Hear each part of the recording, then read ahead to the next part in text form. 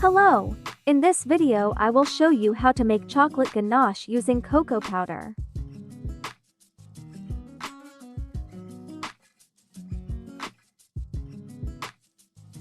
A quarter cup of Hershey's cocoa powder.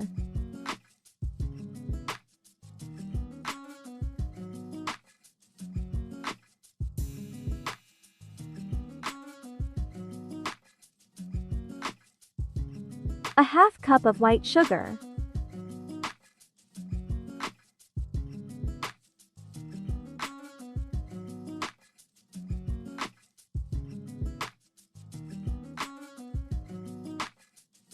One tablespoon of cornstarch powder.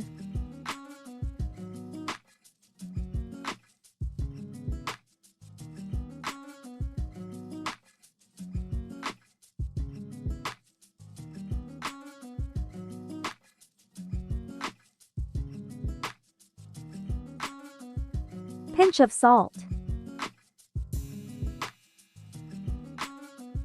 Add 1 cup of evaporated milk gradually.